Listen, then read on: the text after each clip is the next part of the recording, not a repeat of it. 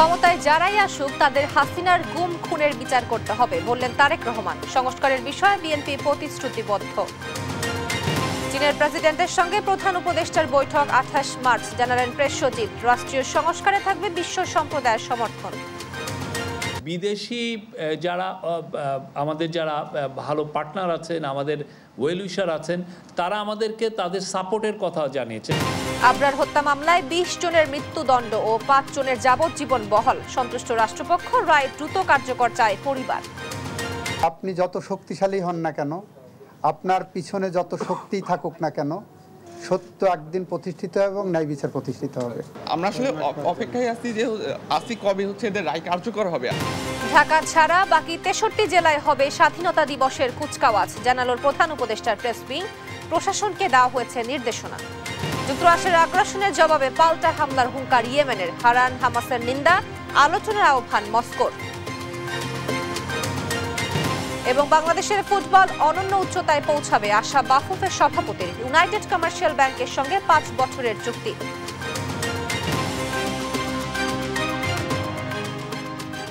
সংবাদ রাতে দেখছিলেন সংবাদ শিরোনাম, সঙ্গে আছি আমি তোয়া আফরোজ। এবার বিস্তারিত। দেশ পরিচালনার দায়িত্ব যে রাজনৈতিক দলই পাক, জনগণের ওপর চালানো নির্যাতন ও হত্যার বিচার হতেই হবে বলে মন্তব্য করেছেন বিএনপির ভারপ্রাপ্ত চেয়ারম্যান তারেক রহমান। অন্যথায় আবার অন্যায় সংগঠিত হওয়ার সুযোগ থাকবে বলেও হুঁশিয়ার করেন তিনি। কারা দেশ পরিচালনার দায়িত্ব পাবে, সুষ্ঠু নিরপেক্ষ নির্বাচনের মধ্য দিয়ে দেশের জনগণ সে রায় দেবে বলেও মন্তব্য করেন তারেক রহমান। সাইফুল রিপনের প্রতিবেদন। রবিবার রাজধানীর একটি হোটেলে পতিত আওয়ামী লীগ সরকারের সময় গুম খুনের শিকার ও 24-এর গণ অভ্যুত্থানে শহীদ পরিবারের সাথে সাক্ষাৎ ও ঈদ উপহার বিতরণ কার্যক্রমের উদ্বোধনী অনুষ্ঠানের আয়োজন করে আমরা বিএনপি পরিবার। গণহত্যায় জড়িতদের বিচারের দাবি জানান শহীদদের স্বজনরা। যারা অপরাধী, সে অপরাধীকে বাংলাদেশের প্রতিটি কানাই কানাই যেন খুঁজে বের করে তাদেরকে শাস্তির মুখে যেন আনা হয়। ঈদ উপহার বিতরণ ও ইফতার মাহফিলে প্রধান অতিথি হিসেবে ভার্চুয়াল মাধ্যমে যুক্ত হন বিএনপির ভারপ্রাপ্ত চেয়ারম্যান তারেক রহমান। বলেন, গণতান্ত্রিক আন্দোলন সংগ্রাম ও গণ অভ্যুত্থানে যারা জনগণের উপর অন্যায় করেছে তাদের বিচার নিশ্চিত করতে হবে। আগামী দিনের যে নির্বাচিত সরকার থাকবে, জনগণের সরকার থাকবে, তাদেরকে অবশ্যই এই অন্যায়ের যে হয়েছে সেই অন্যায়ের বিচারগুলো করতে হবে। যে কোনো মূল্যে সুষ্ঠুভাবে এই বিচার হতে হবে। কারণ আমরা যদি আগামী দিনে আমরা যদি অন্যায়ের বিচারগুলো করতে না পারি, অন্যায়ের সঠিক সুষ্ঠু বিচার যদি না হয়, হয়তোবা দেশে আবারও অন্যায় সংগঠিত হতে পারে। বিগত দিনে জনগণ যে প্রত্যাশা নিয়ে লড়াই সংগ্রাম করেছে, সুযোগ পেলে বিএনপি সেই প্রত্যাশা পূরণে কাজ করবে বলেও জানান তিনি। জনগণের যে প্রত্যাশা, সেইভাবে রাজনৈতিক দল হিসেবে আমাদেরও প্রত্যাশা যে সামনে একটি সুষ্ঠু নিরপেক্ষ নির্বাচন অনুষ্ঠিত হবে। নিরপেক্ষ নির্বাচনের মাধ্যমে বাংলাদেশের জনগণ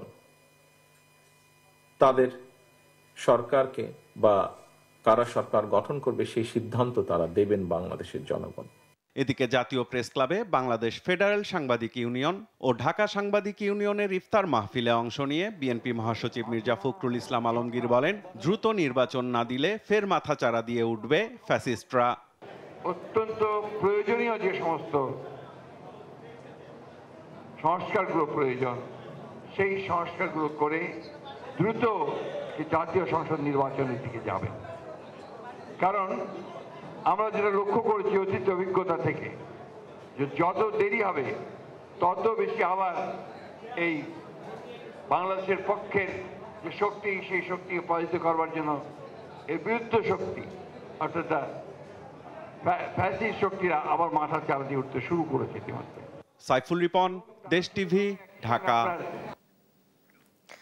4 দিনের সফরে 26 মার্চ চীন যাচ্ছেন প্রধান উপদেষ্টা doctor Mohammad Yunus. Forum for Asia কনফারেন্সে অংশ নেওয়ার পাশাপাশি 28 মার্চ চীনের প্রেসিডেন্ট শি জিনপিং এর সঙ্গে বৈঠক করবেন তিনি। রোববার এ তথ্য জানান প্রধান উপদেষ্টার প্রেস সচিব। আর ডেপুটি প্রেস সচিব জানান, আইন শৃঙ্খলা পরিস্থিতি নিয়ে সোমবার পুলিশের 127 উচ্চ পদস্থ কর্মকর্তার সঙ্গে বৈঠক করবেন প্রধান উপদেষ্টা। ফাহিম ইউসুফের প্রতিবেদন। ফোরাম ফর এশীয় কনফারেন্সে অংশ নিতে 4 দিনের সফরে আগামী 26 মার্চ চীন যাচ্ছেন প্রধান উপদেষ্টা ডক্টর মোহাম্মদ ইউনূস। এর আগে রোববার তার সঙ্গে সাক্ষাৎ করেন দেশটির রাষ্ট্রদূত ইয়াও ওয়েন। এ সময় সফরের বিভিন্ন দিক নিয়ে আলোচনা হয়। এ সফরে 28 মার্চ চীনের প্রেসিডেন্ট শি জিনপিং এর সঙ্গে বৈঠক করবেন প্রধান উপদেষ্টা। সেই সঙ্গে দেশটির উচ্চপদস্থ কর্মকর্তাদের সঙ্গেও বসবেন তিনি। এছাড়া পিকিং ইউনিভার্সিটিতে সম্মাননা গ্রহণের পাশাপাশি বক্তব্য রাখবেন ডক্টর মোহাম্মদ ইউনূস। রোববার বিকেলে রাজধানীর ফরেন সার্ভিস একাডেমিতে এক ব্রিফিংয়ে এসব তথ্য জানান প্রধান উপদেষ্টার প্রেস সচিব শফিকুল আলম। প্রেসিডেন্ট শি জিনপিংয়ের সাথে 28 তারিখে ইন্টারিম গভর্নমেন্টের তরফ থেকে ফোকাসটা থাকবে যে চাইনিজ কোম্পানিগুলো যাতে বাংলাদেশে এসে তাদের ফ্যাক্টরিগুলোকে রিলোকেট করে। প্রশ্নের জবাবে তিনি জানান, রাষ্ট্র সংস্কার প্রক্রিয়ার পুরোটা দেশীয় অংশীজনদের নিয়ে হবে। এতে হস্তক্ষেপ নয়, আন্তর্জাতিক সম্প্রদায়ের সমর্থন থাকবে। পুরো প্রসেসটাই তো আপনারা দেখছেন যে এটা একটা হোম গ্রোন। তবে বিদেশি যারা আমাদের যারা ভালো পার্টনার আছেন, আমাদের ওয়েল উইশার আছেন, তারা আমাদেরকে তাদের সাপোর্টের কথা জানিয়েছে। নির্ধারিত 2026 সালে এলডিসি উত্তরণের কথাও জানান প্রেস সচিব। সিপিডির আশঙ্কা নাকচ করে দিয়ে তিনি বলেন, এলডিসি উত্তরণের পর অর্থনীতি আরও ভালো হবে। সিপিডি বলেছে, আমরা এটার সাথে একমত না। আমরা মনে করি বাংলাদেশের ইকোনমি যথেষ্ট সক্ষম এই এলডিসি গ্র্যাজুয়েশনের জন্য। এ সময় আইনশৃঙ্খলা পরিস্থিতি নিয়ে সোমবার পুলিশের 127 উচ্চপদস্থ কর্মকর্তার সঙ্গে প্রধান উপদেষ্টা বৈঠক করবেন বলে জানান ডেপুটি প্রেস সচিব। 127 জন কর্মকর্তা আগামীকাল এই বিশেষ মিটিংয়ে বিশেষ সভায় প্রধান উপদেষ্টার কার্যালয়ে প্রধান উপদেষ্টার সাথে বৈঠক করবেন। ফাহিম ইউসুফ, দেশ টিভি, ঢাকা। বুয়েট শিক্ষার্থী আবরার ফাহাদ হত্যা মামলায় বিচারিক আদালতের 20 জনের মৃত্যুদণ্ড ও 5 জনের যাবজ্জীবন কারাদণ্ডের রায় বহাল রেখেছেন হাইকোর্ট। দণ্ডিতরা সবাই তৎকালীন ছাত্রলীগের নেতাকর্মী। দ্রুত সব বিচারিক প্রক্রিয়া শেষে সাজা কার্যকরের দাবি জানিয়েছে আবরারের পরিবার। আর রায়ে ন্যায় বিচার প্রতিষ্ঠা হয়েছে বলে জানিয়েছেন রাষ্ট্রপক্ষ। সাবরিনা মজুমদারের রিপোর্ট।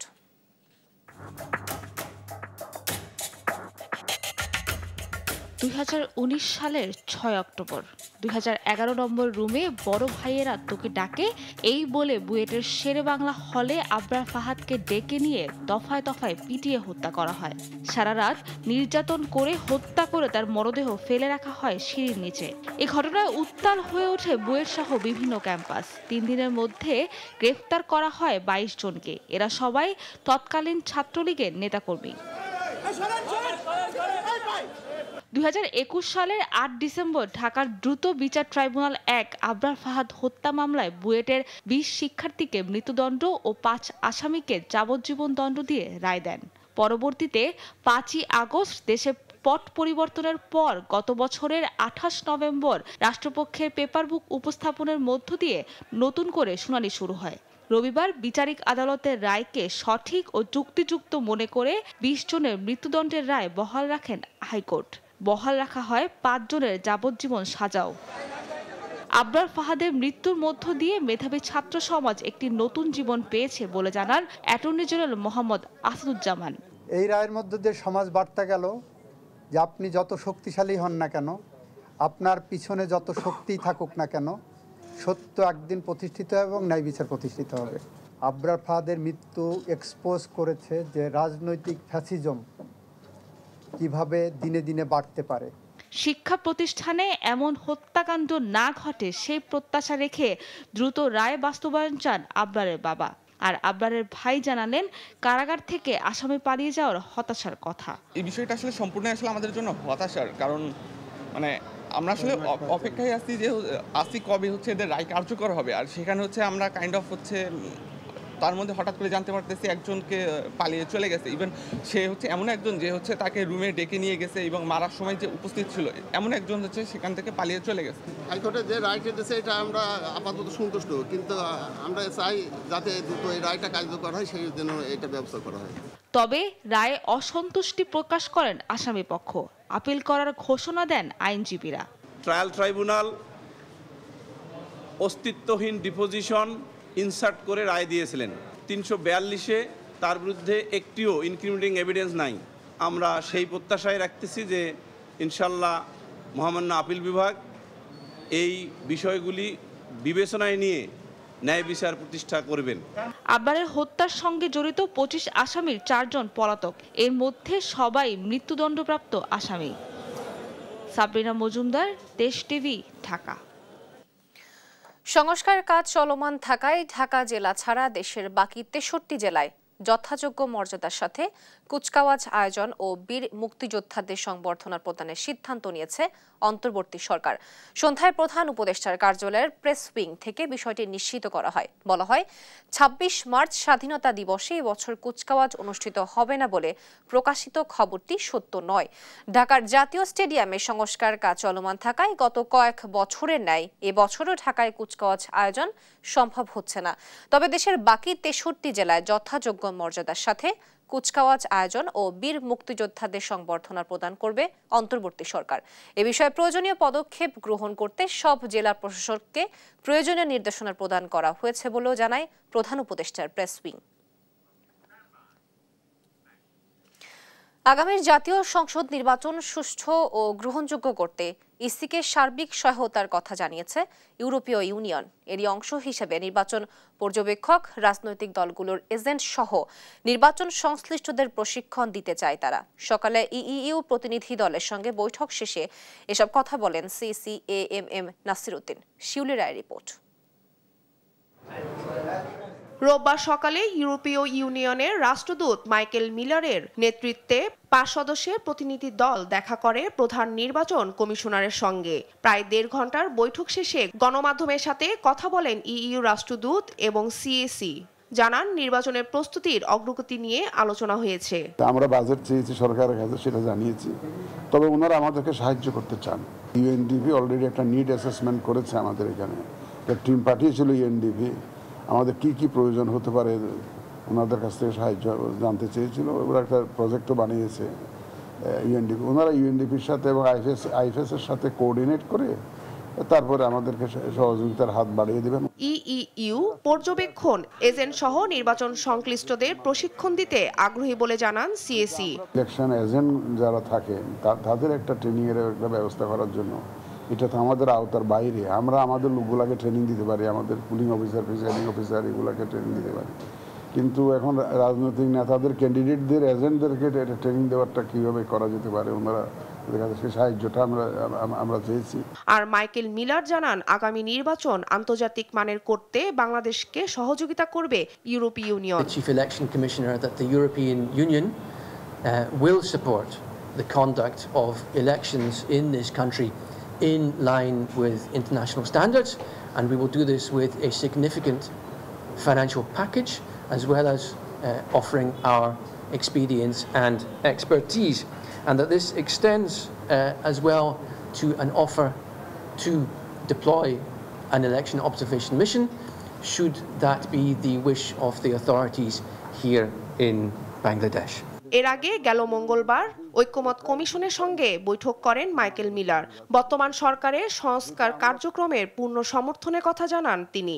ওনারা ফ্রি ফেয়ার ক্রেডিবল ইলেকশন চান, যেটা আমাদেরও ওয়াদা, জাতির প্রতি ওয়াদা। শিউলি রায়, দেশ টিভি, ঢাকা। সাবেক তথ্যমন্ত্রী হাসানুল হক ইনু ও তার স্ত্রীর বিরুদ্ধে 12 কোটি টাকা মানি লন্ডারিং এর মামলা করেছে দুর্নীতি দমন কমিশন দুদক। রোববার দুপুরে দুদক মহাপরিচালক আক্তার হোসেন জানান, সাবেক গভর্নর এসকে সুর, তার স্ত্রী ও কন্যার বিরুদ্ধে নতুন মামলা হয়েছে। এছাড়াও শেখ সেলিমের বিরুদ্ধে অনুসন্ধানের সিদ্ধান্ত নিয়েছে সংস্থাটি। ফজলে আদিত্যের রিপোর্ট, জানাচ্ছেন আলী আকাশ। দুর্নীতি দমন কমিশনের প্রধান কার্যালয়ে সংস্থাটির মহাপরিচালক আক্তার হোসেন সমসাময়িক বিষয় নিয়ে সাংবাদিকদের সঙ্গে কথা বলেন। এ সময় বেশ কয়েকটি দুর্নীতির চিত্র তুলে ধরেন তিনি। কুষ্টিয়া 2 আসনের এমপি ও সাবেক তথ্যমন্ত্রী হাসানুল হক ইনু ও তার স্ত্রী আফরোজা হকের বিরুদ্ধে 5 কোটি টাকার অবৈধ সম্পদ ও 12 কোটি টাকা মানি লন্ডারিং এর মামলা করেছে দুর্নীতি দমন কমিশন। অসাধু উপায়ে জ্ঞাত আয়ের উৎসের সাথে অসঙ্গতিপূর্ণ 4,84,00,000 টাকারও বেশি মূল্যের সম্পদের মালিকানা অর্জন ও দখলে রাখা এবং তার 4টি ব্যাংক হিসাবে 11,88,00,000 টাকারও বেশি সন্দেহজনক লেনদেন করে মানি লন্ডারিং সংক্রান্ত অপরাধ প্রমাণিত হয়েছে। এর সংশ্লিষ্ট ধারায় একটি মামলা রুজুর সিদ্ধান্ত গৃহীত হয়েছে। বাংলাদেশ ব্যাংকের সাবেক গভর্নর এস.কে. সুর, তার স্ত্রী সুপর্ণা সুর চৌধুরী ও মেয়ে নন্দিতা সুর চৌধুরীর 8 কোটি টাকার অবৈধ সম্পদ ও 2 কোটি টাকার মানি লন্ডারিং এর মামলা হয়েছে। জ্ঞাত আয়ের উৎসের সাথে অসঙ্গতিপূর্ণ সম্পদ অর্জন এবং বুক দখলে রাখার অপরাধ অনুসন্ধানকালে প্রমাণিত হয়েছে। এই কারণে তাদের দুজনের বিরুদ্ধে মানি লন্ডারিং প্রতিরোধ আইন 2012 এবং দণ্ডবিধির সংশ্লিষ্ট ধারায় আরও একটি মামলা রুজুর সিদ্ধান্ত গৃহীত হয়েছে। এদিকে 1300 কোটি টাকার ঠিকাদারি কাজে 15% ঘুষ গ্রহণের অভিযোগে গোপালগঞ্জ 2 আসনের সাবেক সংসদ সদস্য ও সাবেক স্বাস্থ্য ও পরিবার কল্যাণ মন্ত্রী শেখ সেলিমের বিরুদ্ধে অনুসন্ধানের সিদ্ধান্ত নিয়েছে দুদক। দেশের বিভিন্ন স্থানের 1300 কোটি টাকার টেন্ডার কাজে পছন্দের ঠিকাদারের নিকট হইতে 10% হইতে 15% হারে কমিশন গ্রহণপূর্বক কার্যাদেশ প্রদানের অভিযোগের বিষয়ে অনুসন্ধানের সিদ্ধান্ত গৃহীত হয়েছে। দুর্নীতির বিরুদ্ধে সংস্থাটির অনুসন্ধান ও প্রয়োজনীয় ব্যবস্থা নেওয়ার কার্যক্রম দ্রুত গতিতে চলছে বলেও এ সময় জানান দুদক মহাপরিচালক। আলী আক্কাস, আকাশ, দেশ টিভি, ঢাকা। দেখছেন সংবাদ রাত। জুলাই আগস্ট গণহত্যার প্রথম মামলায় শেখ হাসিনার সঙ্গে সহযোগী আসামি হিসেবে অন্তর্ভুক্ত করা হলো সাবেক আইজিপি আব্দুল্লাহ আল মামুনকে। সেই সঙ্গে আগামী 18 মার্চ তাকে জিজ্ঞাসাবাদের অনুমতি দিয়েছেন আন্তর্জাতিক অপরাধ ট্রাইব্যুনাল। রোববার সকালে ট্রাইব্যুনালে হাজির করা হয় আব্দুল্লাহ আল মামুনকে। শুনানিতে চিফ প্রসিকিউটর বলেন, শেখ হাসিনার কমান্ড বাস্তবায়নে ডান হাত ছিলেন সাবেক আইজিপি, তাই তাকে সহযোগী আসামি করা হয়েছে। শেখ হাসিনার মামলা তদন্ত চলমান আছে জানিয়ে দ্রুত প্রতিবেদন দাখিলের আশা জানান তিনি। এদিকে সাভারের আসহাবুল ইয়ামিন হত্যার ঘটনায় আওয়ামী লীগ ও যুবলীগের নেতা সাইদুর রহমান সুজন, মিজানুর রহমান, জাকির হোসেনকে 18 মে হাজির করার নির্দেশ দিয়েছেন ট্রাইব্যুনাল। চৌধুরী আব্দুল আল মামুন সাহেবকে জিজ্ঞাসাবাদের জন্য একদিনের জন্য আমাদের তদন্ত সংস্থায় তাকে জিজ্ঞাসাবাদ করার অনুমতি প্রদান করেছেন। সাভার এলাকায় যে গণহত্যা হয়েছিল সেই গণহত্যার মামলায় সাভার অঞ্চলের আওয়ামী লীগের এবং যুবলীগের নেতৃত্বে যারা এই হামলায় অংশ নিয়েছিল তাদের মধ্যে থেকে 3 জনকে, যারা ইতিমধ্যে কারাগারে আটক আছে, তাদেরকে আজকে আটক দেখানোর জন্য আমরা আবেদন করেছিলাম, সেটা মঞ্জুর হয়েছে। যশোরে সংঘবদ্ধ ধর্ষণের ঘটনায় অভিযুক্ত ছাত্রদল নেতা সহ 4 জনকে আটক করেছে পুলিশ। বগুড়ায় 2 শিশুকে ধর্ষণের ঘটনায় মূল অভিযুক্তকে গ্রেফতার করা হয়েছে। এদিকে অভিযুক্ত ওই 2 ছাত্রদল নেতাকে বহিষ্কার করেছে কেন্দ্রীয় ছাত্রদল। রোববার রাতে তাদের গ্রেফতার করা হয়। আটক করা হলে গদখালী ইউনিয়ন ছাত্রদলের সাধারণ সম্পাদক আল মামুন হোসেন বাপ্পি, দপ্তর সম্পাদক ইয়ামিন আরাফাত, জাবেদ হোসেন ও আমিনুর রহমান। তাদের বিরুদ্ধে মামলা প্রক্রিয়া চলমান রয়েছে বলে জানায় পুলিশ। এ ঘটনায় অভিযুক্ত 2 নেতাকে বহিষ্কার করে বিজ্ঞপ্তি দিয়েছে ছাত্রদল। এদিকে বগুড়ায় 2 শিশুকে ধর্ষণের ঘটনায় মূল অভিযুক্তকে গ্রেফতার করেছে পুলিশ। রোববার রাত 9:30টার দিকে কাহালুর পাইকর এলাকা থেকে তাকে ডিবি ও কাহালু থানা পুলিশের যৌথ অভিযানে গ্রেফতার করা হয়। গ্রেফতার নূর আড়ালো আবাসন প্রকল্পের বাসিন্দা এবং পেশায় দিনমজুর বলে জানায় পুলিশ। আরাফাত, আমিনুর রহমান, জাবেদ এবং বাপ্পি এই 4 জন আসামি ঘটনার সঙ্গে জড়িত। পরে আমি তাৎক্ষণিকভাবে উক্ত 4 জন আসামিকে গ্রেফতার করতে সক্ষম হই। গ্রেফতার করে থানা হেফাজতে রাখা হয়েছে, মামলা রুজু প্রক্রিয়াধীন। 7 কলেজ নিয়ে প্রস্তাবিত বিশ্ববিদ্যালয়ের নাম ঢাকা সেন্ট্রাল ইউনিভার্সিটি বলে জানিয়েছেন প্রধান উপদেষ্টার ডেপুটি প্রেস সচিব আবুল কালাম আজাদ মজুমদার। সোমবার দুপুরে এক সংবাদ সম্মেলনে 7 কলেজ প্রসঙ্গে এ কথা জানান তিনি। বলেন, কলেজগুলোর অধ্যক্ষদের মধ্য থেকে একজন হবেন প্রশাসক, আর তার প্রতিষ্ঠানই হবে 7 কলেজের হেডকোয়ার্টার। নাফিয়া ফারজানার প্রতিবেদনে দেখুন বিস্তারিত। ক্ষমতার পালাবদলের পর শিক্ষার্থীদের আন্দোলনের প্রেক্ষিতে 7 সরকারি কলেজকে অধিভুক্তি থেকে মুক্তি দেওয়ার সিদ্ধান্ত নেয় ঢাকা বিশ্ববিদ্যালয়। এর অংশ হিসেবে 2024-25 সেশনে ঢাকা বিশ্ববিদ্যালয়ের অধীনে 7 কলেজের শিক্ষার্থী ভর্তির কার্যক্রম বন্ধ করার কথা জানানো হয় গত 27 জানুয়ারি। সে সময় ইউজিসির পক্ষ থেকে 7 কলেজের নাম জুলাই 36 বিশ্ববিদ্যালয়ে প্রস্তাব করা হয়। দুপুরে রাজধানীর ফরেন সার্ভিস একাডেমিতে সংবাদ সম্মেলনে 7 কলেজ প্রসঙ্গে কথা বলেন প্রধান উপদেষ্টার ডেপুটি প্রেস সচিব আবুল কালাম আজাদ। বলেন 7 কলেজ নিয়ে প্রস্তাবিত বিশ্ববিদ্যালয়ের নাম ঢাকা সেন্ট্রাল ইউনিভার্সিটি। কলেজগুলোর অধ্যক্ষদের মধ্য থেকে একজন হবেন প্রশাসক, আর তার প্রতিষ্ঠানই হবে 7 কলেজের হেডকোয়ার্টার, জানান ডেপুটি প্রেস সচিব। এই অন্তর্বর্তীকালীন প্রশাসক হবেন এই 7টা যে কলেজ, সেই কলেজেরই প্রিন্সিপালদের কোনো একজন, যিনি প্রশাসক হিসেবে মনোনীত হবেন। আপাতত তার কলেজটাই হবে এই বিশ্ববিদ্যালয়ের হেডকোয়ার্টার্স। তিনি আরও জানান, এই কলেজগুলোর সমন্বয়কদের নিয়ে 28টি টিম করা হয়েছে। এসব টিমের লিডারদের নিয়ে এই নাম দেয়া হয়েছে। এই বিশ্ববিদ্যালয়ের রূপরেখা চূড়ান্ত পর্যায়ে আছে বলেও জানান তিনি। 7টা কলেজের যারা ছাত্রছাত্রী তাদের সমন্বয়ে 28টা টিম করা হয়েছে। এই প্রস্তাবিত যে ইউনিভার্সিটি, সেটার ইন্টারিম অ্যাডমিনিস্ট্রেশনটা কী হবে সেটার একটা রূপরেখা তৈরি করে আপনার শিক্ষা মন্ত্রণালয়ের মাধ্যমে ঢাকা বিশ্ববিদ্যালয়ের কাছে পাঠানো হয়েছে। এর আগে রোববার রাজধানীর আগারগাঁওয়ে বিশ্ববিদ্যালয় মঞ্জুরি কমিশনে শিক্ষার্থীদের প্রতিনিধিদের সঙ্গে ইউজিসি চেয়ারম্যান SMA ফয়েজ সহ অন্যদের এক সভায় বিশ্ববিদ্যালয়টির নাম চূড়ান্তের সিদ্ধান্ত হয়। নাফিয়া ফারজানা, দেশ টিভি, ঢাকা। ঈদ মানেই উৎসব, আর এই উৎসবে নিজেকে রাঙিয়ে তুলতে বাড়তি উচ্ছ্বাস থাকে নারীদের মধ্যেই। শুধু পোশাকই নয়, সঙ্গে মানানসই কানের দুল, বাহারি গহনা, চুড়ি, ব্যাগ ও জুতোর সমন্বয় যেন ঈদের কেনাকাটার অন্যতম প্রধান অংশ। তাই ঈদ ঘিরে ফ্যাশন অনুষঙ্গের বাজারেও জমে উঠেছে বেচাকেনা। তন্ত্রা তারুণ্যের রিপোর্ট। ঈদ মানেই নতুন পোশাক, তার সঙ্গে মানানসই সাজসজ্জা যেন নারীদের মধ্যে উৎসবের বাড়তি মাত্রা যোগায়।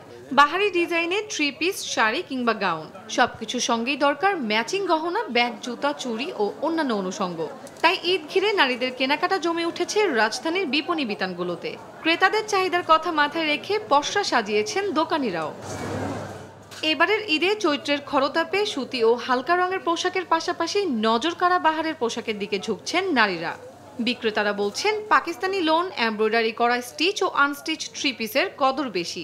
কেউ বা পছন্দের তালিকায় রাখছেন ভারী কাজের পোশাকগুলো। আমি চুজ করছি যে অনেক কমফোর্টেবল কিছু, যেটা মানে পরলে ওইভাবে গরমও লাগবে না। পাকিস্তানি কালেকশনগুলো বেটার। যারা স্টিচ পছন্দ করে তারা নিচ্ছে, আর পাকিস্তানি ড্রেসটা এবার একটু বেশি চলছে। কেবল পোশাকই নয়, সাজসজ্জার জন্য পোশাকের সঙ্গে মানানসই গহনা, প্রসাধনী, হ্যান্ডব্যাগ ও অন্যান্য অনুষঙ্গ কিনতেও ক্রেতাদের ভিড় দোকানগুলোতে। ক্রেতারা বলছেন, ঈদে নিজেকে আরো আকর্ষণীয় করে ফুটিয়ে তুলতে চান তারা। আমরা যখন একটা ড্রেস কিনি, আমরা তখন একটা ড্রেসের সাথে চুড়ি বা ম্যাচিং গলা, কানের দুল, গলার সেট এগুলো কিনতে চাই, কারণ আমাদের যেন আরো সুন্দর দেখা যায়। জুতো কেনার দিকেও বিশেষ নজর ক্রেতাদের। তরুণীদের পছন্দের তালিকায় রয়েছে স্টোন ও বেডেড ওয়ার্কের sandal, wedge heel, box heel. ড্রেসের সাথে ম্যাচ করেই চাচ্ছি একটা স্যান্ডেল কিনতে বা ঈদ কেনাকাটা মানে শুধু পোশাকই নয়, বরং স্টাইল আর স্বাচ্ছন্দ্যের মিশেলে এক অনন্য প্রস্তুতি, যে প্রস্তুতিতে মেতেছেন নারীরা। শুধু পোশাকই নয়, আনুষঙ্গিক অনেক কিছু তারা কেনাকাটা করছেন। রমজানের শেষ দিন পর্যন্ত এমন ব্যস্ততা থাকবে মার্কেটগুলোতে, তেমনটাই আশা করছেন বিক্রেতারা। তন্দ্রা তারুণ্য, দেশ টিভি, ঢাকা।